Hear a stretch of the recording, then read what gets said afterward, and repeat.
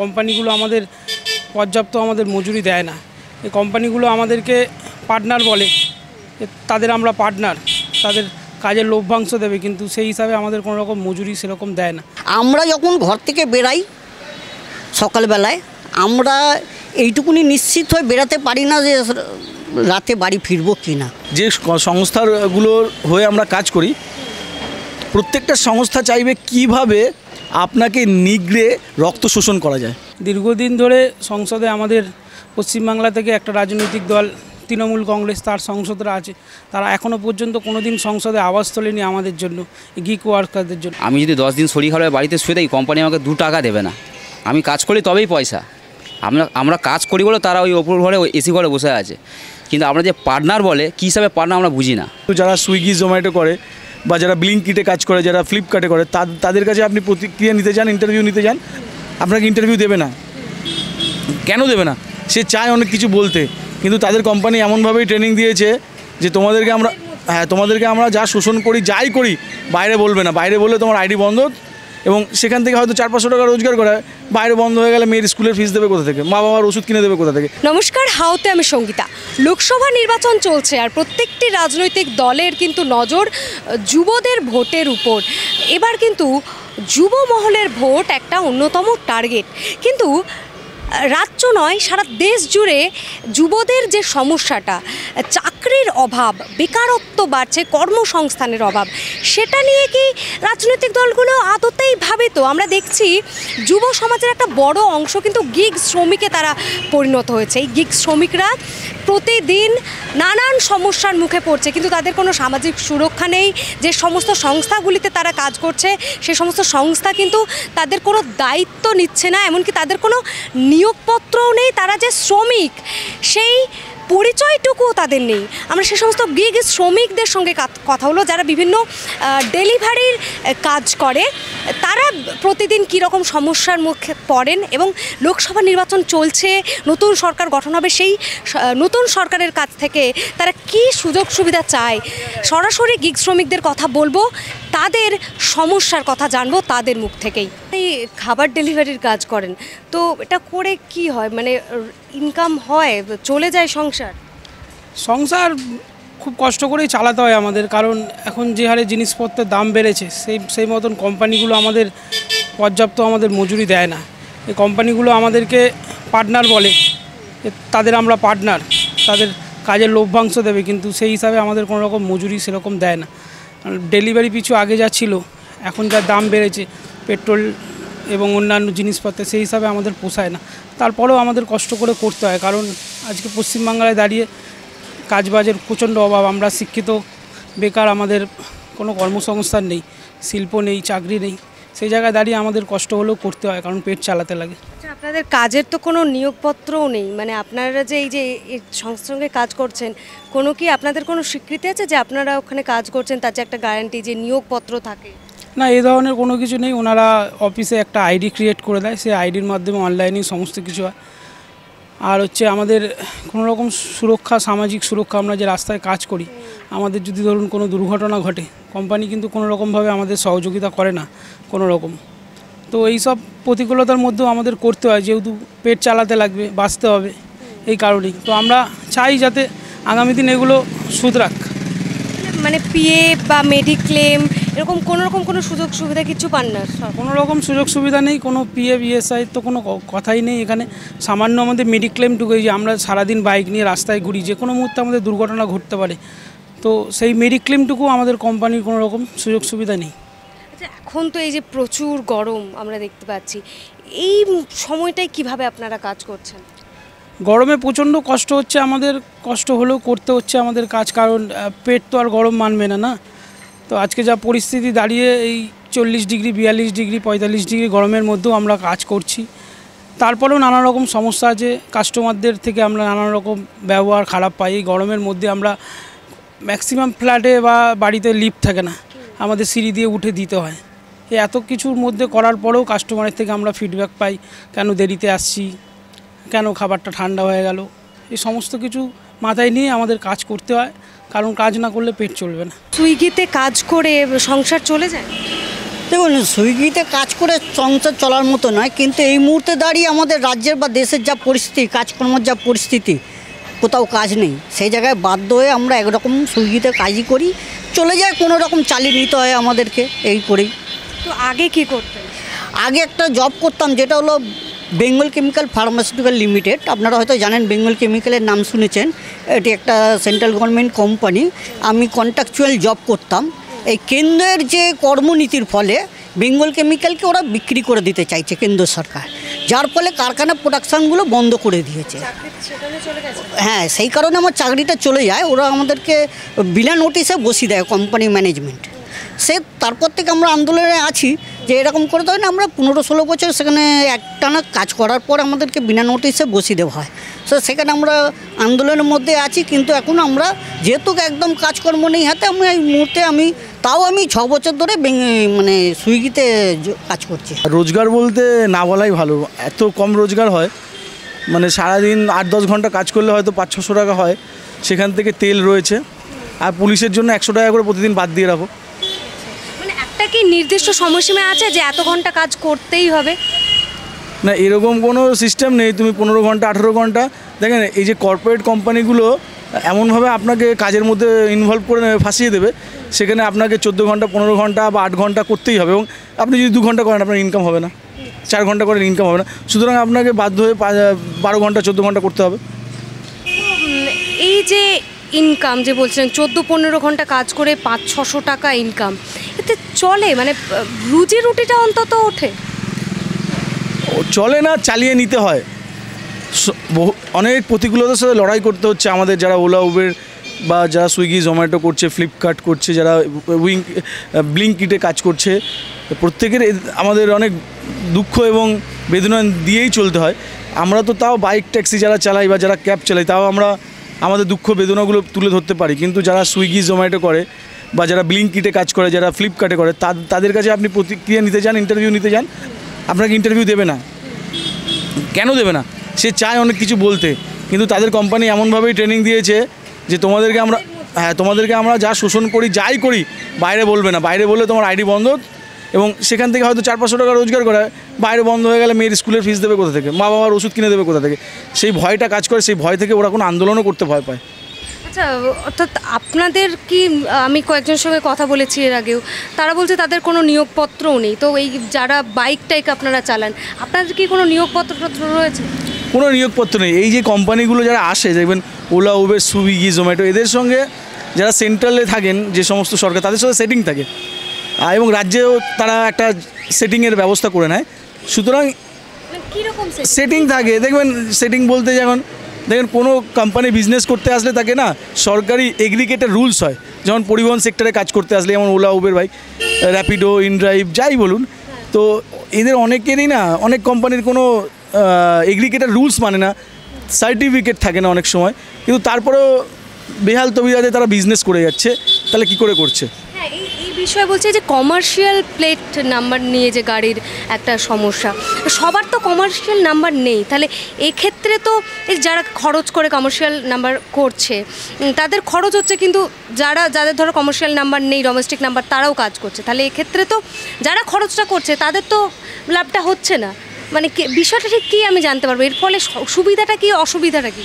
বিষয়টা একটু সময় নিয়েই বলতে হবে। জান, যখন করোনার পর থেকে ক্রমাগত ছোট ব্যবসা বন্ধ হচ্ছে, কিছু কর্পোরেট অফিস তাদের কর্মী ছাঁটাই করছে, এমন পরিস্থিতিতে দাঁড়িয়ে শিক্ষিত গ্র্যাজুয়েট, কেউ মাস্টার্স, কেউ কোনো ইলেকট্রিক ইঞ্জিনিয়ার, তারা নিজেদের কোম্পানি থেকে পরিমাণ মতন বেতন পাচ্ছে না, কাউকে তাড়িয়ে দিতে বাধ্য হয়ে করছে, কোম্পানি ফোর্স করছে, তাদেরকে কাজ ছাড়িয়ে দিচ্ছে। তখন তারা এই প্ল্যাটফর্মটাকে ইউজ করছে, ওলা উবের, বাইক ট্যাক্সি, কেউ ক্যাব চালাচ্ছে সেকেন্ড হ্যান্ড কিনে।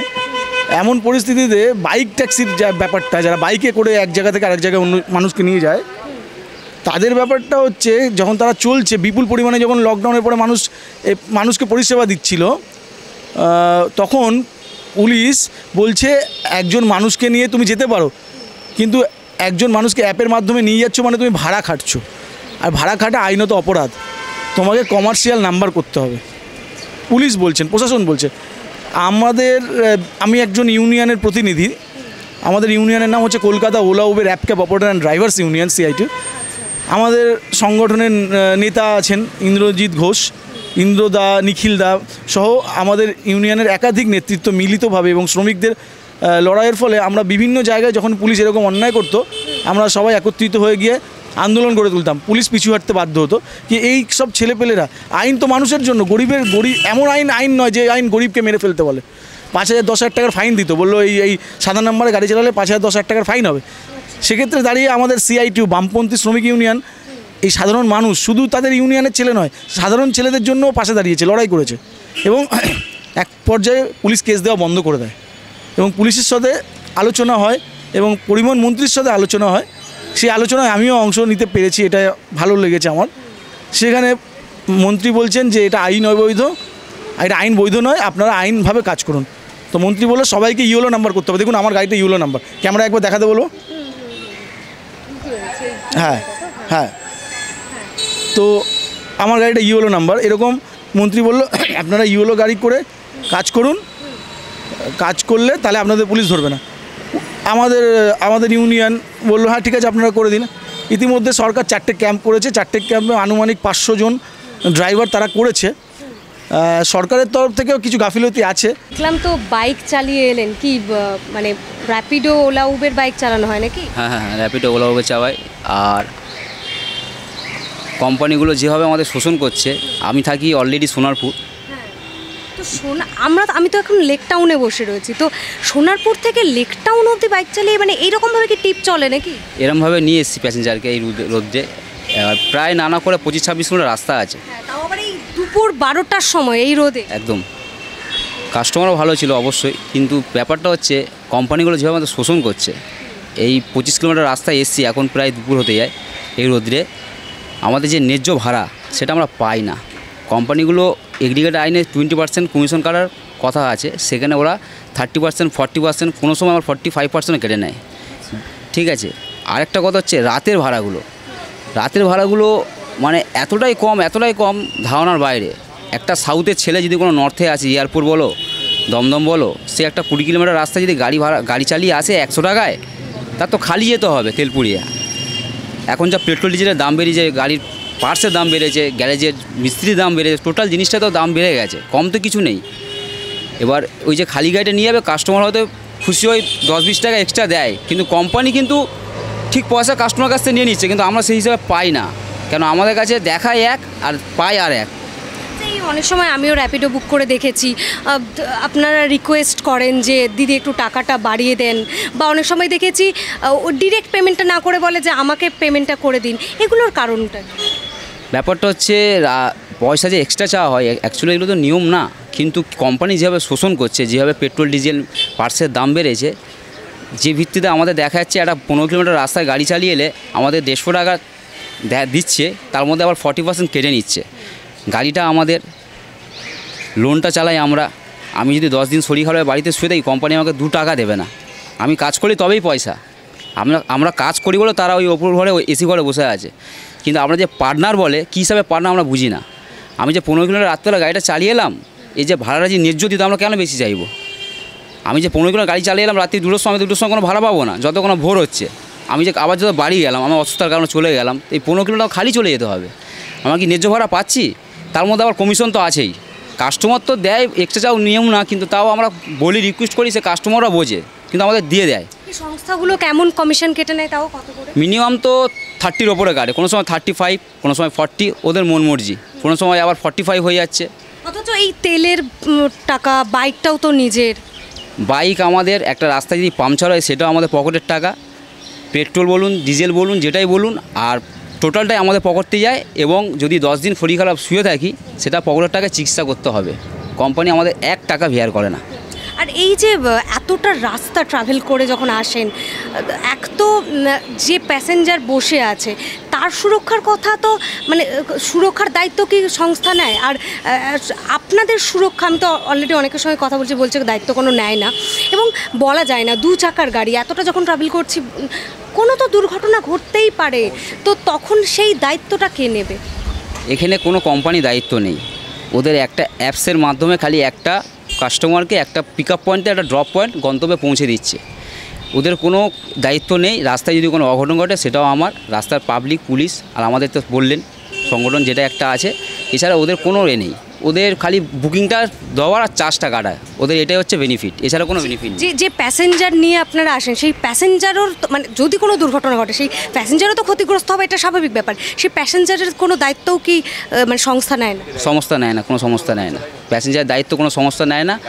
ওই লোকাল ছেলে বা পুলিশ যদি আমাদেরকে উদ্ধার করে নিয়ে যায়, হসপিটাল হোক যেখানে হোক, ফার্স্ট এড করাতে, একমাত্র ওদের কোনো সংস্থা নেই। ওদের কাছে ওদের সবচেয়ে বড় কথা একটা হেল্প কোনো নাম্বার নেই যে কন্ট্যাক্ট করলে পাবেন। ওনার টোটাল কলটাই মনিটারিং।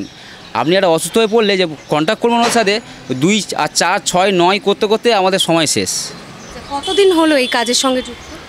3.5 বছর। এই 3.5 বছর ধরে কাজ করছেন, কখনো কোনো দুর্ঘটনার সম্মুখীন হয়েছে? সম্মুখীন হয়েছি, সেটা নিজেদের মধ্যে মিটিয়ে নিয়েছি। কিন্তু বড় বড় সংগঠন যে হয়েছে এগুলো, সেগুলো আমরা অন্য দিক থেকে মিটিয়েছি, আমাদের কোম্পানির দিক থেকে কোনো বেনিফিট পাইনি। এখন তো এই যে প্রচুর গরম আমরা দেখতে পাচ্ছি, এই সময়টায় কিভাবে আপনারা কাজ করছেন? গরমে প্রচণ্ড কষ্ট হচ্ছে আমাদের, কষ্ট হলেও করতে হচ্ছে আমাদের কাজ, কারণ পেট তো আর গরম মানবে না না। তো আজকে যা পরিস্থিতি দাঁড়িয়ে এই 40 ডিগ্রি 42 ডিগ্রি 45 ডিগ্রি গরমের মধ্যেও আমরা কাজ করছি। তারপরেও নানা রকম সমস্যা আছে, কাস্টমারদের থেকে আমরা নানা রকম ব্যবহার খারাপ পাই। এই গরমের মধ্যে আমরা ম্যাক্সিমাম ফ্ল্যাটে বা বাড়িতে লিফট থাকে না, আমাদের সিঁড়ি দিয়ে উঠে দিতে হয়। এই এত কিছুর মধ্যে করার পরেও কাস্টমারের থেকে আমরা ফিডব্যাক পাই, কেন দেরিতে আসছি, কেন খাবারটা ঠান্ডা হয়ে গেল। এই সমস্ত কিছু মাথায় নিয়ে আমাদের কাজ করতে হয়, কারণ কাজ না করলে পেট চলবে না। তাহলে শুধু সুইগিতে ডেলিভারি করেই সংসার চলে? না, শুধুমাত্র সুইগিতে করে সংসার চলে না, আমি এর পাশাপাশি হচ্ছে bike taxi, OLA, Uber, Rapido এই ধরনের কাজগুলোও করি। দুটোকে মিলিয়ে ঝুলে ব্যালেন্স করে করতে হয়। বিকালের দিকটা সুইগি করি, সকালের দিকটা বাইক ট্যাক্সি করি, এভাবে আমাদের চলতে হয়। আর সব ক্ষেত্রেই সুইগি তো সুইগি বলে নয়, যত রকম অনলাইন প্ল্যাটফর্ম আছে, সুইগি, জোম্যাটো, তারপরে বাইক ট্যাক্সির, ওলা, উবের, প্রত্যেকটা কোম্পানি তাদের নিজেদের লাভটা তারা দেখে নিচ্ছে। তারা একটা ভাড়া দিচ্ছে, তার অনুযায়ী তারা তাদের কমিশনটা তারা কেটে নিচ্ছে, এবং সেটা মাত্রাতিরিক্ত, কোনো তার লিমিট নেই, কোনো গাইডলাইন নেই সরকারের, কোনো মানে এর কোনো ভূমিকা নেই সরকারের যে এদেরকে একটা নিয়ন্ত্রণে রাখা হবে। এই কোম্পানিগুলো ব্যবসা করছে, নিজেদের লাভ তারা গুছিয়ে নিচ্ছে, কিন্তু আমাদের মতন শ্রমিকরা আমরা সারা জীবন বঞ্চিত। আমাদের কোনো রকম সামাজিক সুরক্ষা নেই, কোনো রকম আমাদের কোম্পানি দেখেন। এমনকি আমাদের এই যে টি শার্টটা পরে আছি, এই টি শার্টটা পর্যন্ত আমাদের পয়সা দিয়ে কিনতে হয়। কোম্পানি আমাদেরকে পার্টনার বলে ঠিকই, কিন্তু এটা কোম্পানি আমাদের প্রোভাইড করে না, এটা পর্যন্ত আমাদের কিনতে হয়। মানে অর্থাৎ নিজের বাইকের তেলটাও নিজেকেই ভরতে হয়, এমনকি যে ইউনিফর্ম কাজ করার ক্ষেত্রে সেটাও নিজেকে।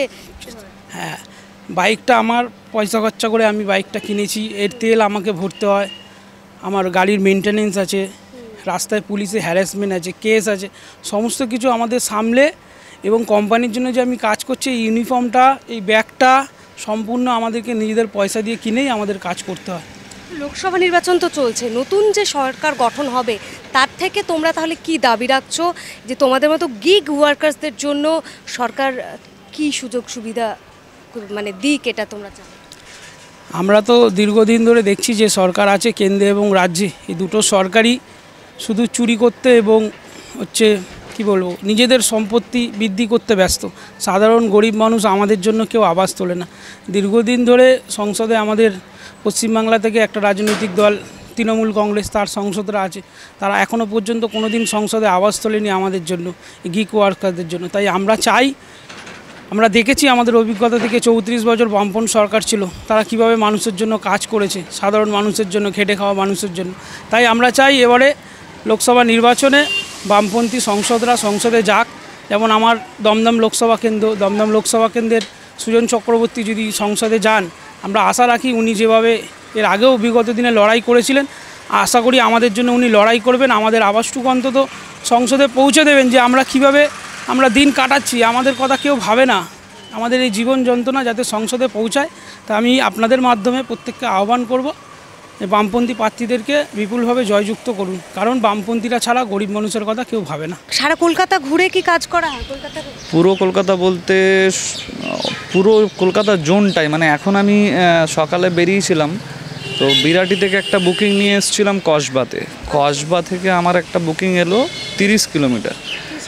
আমি গেছিলাম সলভ বাজার থেকে 4.5 কিলোমিটার আরও টুয়ার্ডস ডানকুনি। তো এইভাবেই চলছে। কিন্তু ধরুন ন্যায্য ভাড়া কি পাওয়া যায় এত কিলোমিটার করে যে? না ম্যাডাম, ভাড়া বলতে রিসেন্ট এখন যেটা আমি নিয়ে গেলাম, তো ওখান থেকে আমাকে পিক আপ দিয়েছিল 4.5 কিলোমিটার। তো আমি 4.5 কিলোমিটার ওনাকে পিক আপ করতে যাই, তো যাওয়ার পরে ওনাকে জিজ্ঞেস করি স্যার ভাড়া কত দিকে, কারণ আমাকে ভাড়া দেখিয়েছিল 238 টাকা মতো। তো ওখানে লেখা ছিল 30 কিলোমিটার। যখন আমি ওনার মানে ধরুন 2.5 কিলোমিটার পিক আপে গেলাম, তো সেটাও তো আমার ন্যায্য ভাড়ার মধ্যে যোগ হওয়া উচিত। এবার 2.5 কিলোমিটার এবং কাস্টমারকে যখন ওটিপি নিলাম, তো আমরা দেখতে পাই কোথায় যাবে। ওটা যখন নেভিগেশন আমরা অন করলাম, তো আমি অন করে দেখছি ওটা 30 পয়েন্ট সামথিং কিলোমিটার। তার মানে 30 আর এদিকে ধরুন 32 কিলোমিটার। 32 কিলোমিটার আমি 2 কিলোমিটার বাদ দিলেও 30 কিলোমিটারের ভাড়া দেখাচ্ছে 238 টাকা। মানে কোম্পানি ওখান থেকে আবার চার্জ কাটবে, জিএসটি ফিএসটি, মানে ধরে নিন অ্যাপ্রক্সিমেট আপনি 228 টাকা 29 টাকা মতো পাবেন। এই যে পিক আপ করতে যখন যান, ধরুন এই যে আপনি বললেন 4.5 কিলোমিটার, এটাও তো অনেকটা রাস্তা, তো এর খরচটা কে দেয়? কোম্পানি দেয়? কোম্পানি দেয় না ম্যাডাম, দেয় না বলতে ওরা কি করে, আগে যেটা থাকতো বেসিক্যালি ওলাতে আগে ছিল, এখন যেটা ওলাতে নেই, যে খুবই শর্ট পিরিয়ডের একটা পিক আপ দিত 600 মিটার 300 মিটার। আর যদিও খুব বেশি হতো ম্যাক্স টু ম্যাক্স 1.5 থেকে 2 কিলোমিটার ভিতরে, তার বেশি দিত না। আর ড্রপটা মোটামুটি সাকসেস হয়ে যেত কি 4 কিলোমিটার 5 কিলোমিটার আপনার 70-80 টাকা ঠিক আছে।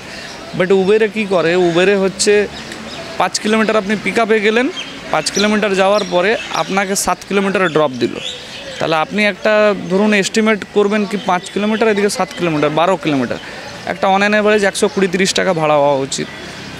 ওখানে আপনাকে ভাড়া দেবে 88 টাকা 90 টাকা, এই টাইপের ভাড়া হয়।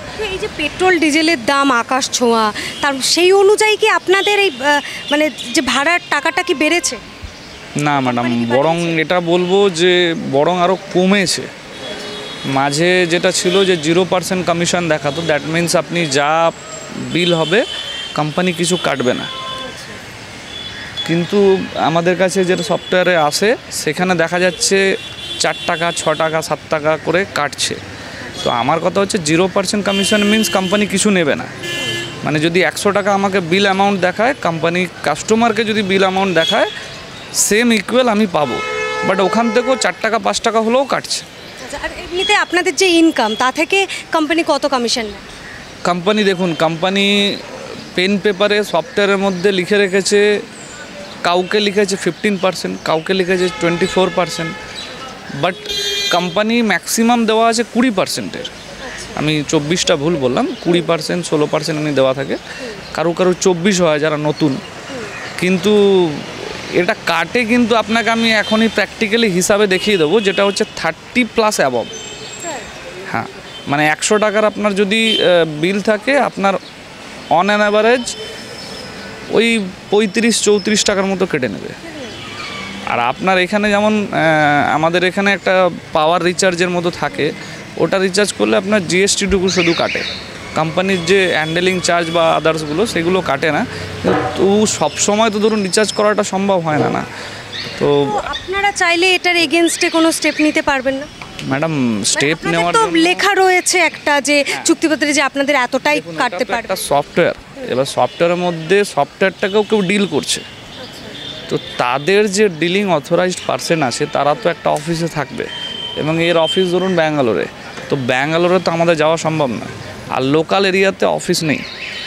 এখন রিসেন্টলি আমাদের সেক্টর 5-এ বলেছে, যেমন কিছু কিছু আছে আমাদের উবের অফিস ছিল না, খুব রিসেন্টলি আমরা একটা অফিস পেয়েছি উবেরের অ্যাড্রেসে। আর সুবিধা অসুবিধা কোথায় জানাবেন? এটাই তো প্রবলেম ম্যাডাম। মেনলি কি হয়, মানে সফটওয়্যারগুলো যে প্রবলেম হচ্ছে, যখন আমরা সফটওয়্যার থেকে কানেক্ট করে ওরা হেল্পলাইন বলছে, হেল্পলাইনে কানেক্ট করছি, 1 টিপুন 2 টিপুন 4 টিপুন করছে, যখন ওটা করছে ওরা একটা টাইমিং বাঁধা আছে, ওই টাইমিংয়ের মধ্যে ও দেখছি রিং হচ্ছে, আমরা ওয়েট করছি কাস্টমারকে ফিডব্যাক দেবো, রিং হওয়ার পর অটোমেটিক কেটে গেল। সেকেন্ড টাইম যখন করছি তখন বলছে যে আপনি অথরাইজ নন কল করার জন্য। তাহলে এখানে ভুলটা কার? আমারও ভুল নয়, কাস্টমারেরও ভুল নয়। তো এই হয়ে গেছে ব্যাপার। এবার কোম্পানিতে চার্জেস বলতে যেগুলো দেয় ঠিক আছে, কিন্তু কিছু কিছু কোম্পানি এতটাই বেশি কাটে যে ক্ষেত্রে মানে খুব গায়ে লাগে ম্যাডাম। এই রোদের মধ্যে আপনি ভাবুন, আমি ওখান থেকে বাড়ি থেকে নিয়ে গেলাম কসবা, 22 কিলোমিটার সামথিং কিছু ছিল। তো একজন লেডিস প্যাসেঞ্জার ছিল, ম্যাডামকে আমি জিজ্ঞেস করি কত দেখিয়েছে, তো ম্যাডাম বলে ঠিক আছে অসুবিধা নেই, যা দেখিয়েছে আমি দিয়ে দেবো। তো উনি খুশি হয়ে আমাকে বাড়িয়ে দিয়েছেন। কিন্তু কথা হচ্ছে যে এটা ন্যায্য ভাড়া তো এস্টিমেট আমরা ভাবতেই পারি যে এত টাকা হতে পারে, কিন্তু ওটা হচ্ছে মানে বিয়ন্ড দ্য লিমিট, আপনি ভাবতেই পারবেন না যে এতটা। আমাকে 22.8 কিলোমিটারের ভাড়া দেখিয়েছে, উনি বললেন 170 টাকা। তো আমার একটাই বক্তব্য যে আমরা তো চালাচ্ছি, কাস্টমার মাঝে মাঝে নিজেরাও আমাদেরকে কোশ্চেন করে যে দাদা কি করে সম্ভব। কিছু কাস্টমার আছে যারা বলে দাদা এটা এতটাতে কী করে সম্ভব, আপনাদের তেল আছে, গাড়ির লেবার চার্জ আছে, সব আছে। আবার এক ধরনের কাস্টমার আছে যাদেরকে আমরা বলি যে দাদা দাম তো বেড়েছে, কোম্পানি যা দিচ্ছে, তো ওনারা আবার বলে যে যা বলার আপনি কোম্পানিকে বলুন। ওনারা ওনাদের দিক থেকে ঠিক, বাট আমার কথা হচ্ছে কোম্পানিকে আমরা ডেফিনেটলি বলবোটা কোথায়। অনেকের সঙ্গে আমি কথা বললাম, তারা বলছে যে 12-14 ঘন্টাও কাজ করতে হয়, কিন্তু তার ফলে মানে এই 500-600 টাকা ইনকাম। তো তার উপরে বলছেন কোনো রকম কোনো সামাজিক সুরক্ষা নেই, স্বাস্থ্য বিমা নেই, পিএফ কিছুই নেই। তাহলে কোন মানে ভরসাতে আপনারা কাজটা করেন? এখন পেটের দায়ে কাজ করতে হয়, কারণ কি এর আগে আমি লজিস্টিক লাইনে ছিলাম, তা ওই কাজ করতে গিয়ে আমি অসুস্থ হয়ে গেছিলাম। তা আমার 4 বার অপারেশন হয়েছে। তারপরে ওই আমাদের যে রেকটামটা থাকে এখানে করা আছে, এখন ওটাই লাইফ টাইম, কারণ কি ডাক্তার বলেছে ওটা ঢোকানো যাবে না। তা ওই কাজে না খেয়ে দিয়ে করাতেই হয়েছে। তা কাজের চাপ, না খেয়ে কাজ করতে? হ্যাঁ, ওইখানে আমাদের লজিস্টিক লাইনে বহুত চাপ ছিল। ধরো ঢোকার টাইম আছে, বেরোনোর কোনো টাইম থাকতো না। ধরো সকাল 7টায় ঢুকতাম, কোনো দিন রাত্রির 10টা, কোনো দিন 11টা, 1টার সময়ও আমরা বাড়িতে গেছি। তারপর লাস্টে হ্যাঁ, তারপরে আমি ওই কাজ ছেড়ে দিয়েছিলাম, দিয়ে এখন এইটাই করছি। তো এই অসুস্থ শরীর নিয়ে 4 বার অপারেশন হয়েছে আমি বলছেন, অসুস্থ শরীর নিয়ে কি করে এত প্রচুর গরমে এই রোদে কীভাবে কাজ করেন? এটা কি বলুন তো, এখন ইনকাম করতে হবে, বসে থাকলে তো হবে না। কারণ কি আমরা তো আর বড় লোকের ছেলে না যে বসে বসে খাবো। আমাদের মধ্যবিত্ত ঘরের ছেলে যাওয়া হয়, কাজ করে না খেলে তো কিছু করার নেই, সেই জন্যই কাজ করতে হচ্ছে যতই কষ্ট হোক। আর এখন জিনিসটা আস্তে আস্তে সয়ে গেছে, কিছু করার নেই। তো কেমন মানে দিনে 8-10 ঘন্টা কাজ করে কেমন ইনকাম হয় তাও? ওই 500-600 টাকা। কজনের মানে পরিবার 500-600 টাকায় চলে যায়? না চললেও চালাতে হয়, কোনো রকমে চালাতে হয়। হ্যাঁ, যে আন্দাজে জিনিসপত্রের দাম বাড়ছে সেই আন্দাজে কোম্পানি তো আমাদের কিছু বাড়াচ্ছে না। না, কোম্পানি বাড়াচ্ছে না, কোম্পানি উল্টে আরও আমাদের থেকে খেয়ে নিচ্ছে। মানে যা কমিশন দেওয়ার কথা তার থেকে বেশি কাটছে। ঠিক আছে, একটা ভাড়া অনেক সময় এমন ভাড়া দিচ্ছে যে 10 কিলোমিটারে 74 টাকা। এবার ওখান থেকে কোম্পানি যদি 5 টাকা খায় তাহলে থাকছে কত, 70 টাকা। এবার আপনি 10 কিলোমিটারে 70 টাকা মানে কত, 7 টাকা করে কিলোমিটারে হচ্ছে। এবার আপনার তেল আছে, গাড়ির মেনটেনেন্স আছে, তাহলে কি চলে? যখন কাস্টমারকে বলবো বাড়ানোর জন্য, কাস্টমার বললো আপনি কোম্পানিকে বলুন, আমাদের বলছেন কেন? কাস্টমারের একটা কথা, কোম্পানিকে বলার কোনো জায়গা নেই। কোম্পানিকে কি বলবো, কোম্পানি বললে এক কান দিয়ে শোনে আর এক কান দিয়ে, ওদের যা কাজ ওরা তাই করছে। এই হলো ব্যাপার। তাহলে আপনারা এখন কি চাইছেন? আমরা চাইছি যাতে আমাদের কমিশনটা ঠিকঠাক হয়, মোটামুটি 10 থেকে 12 টাকা পার কিলোমিটারে পেলে তবেই আমাদের ঠিক। কেন এখন জানেন তো গাড়ির তেলের দাম কত, আগে তেল ছিল 60 টাকা 62 টাকা, এখন 106 টাকায় তেল ভরতে হচ্ছে। তা যদি 10 থেকে 12 টাকা কিলোমিটারে না দেয় তাহলে কি একটা রাইডারের কি পোষায়? আপনি আগে বলুন, পোষাবে না। সেই কারণেই আমাদের এইটা নিয়েই লড়াই, যাতে কোম্পানি এগুলো ঠিকঠাক করে।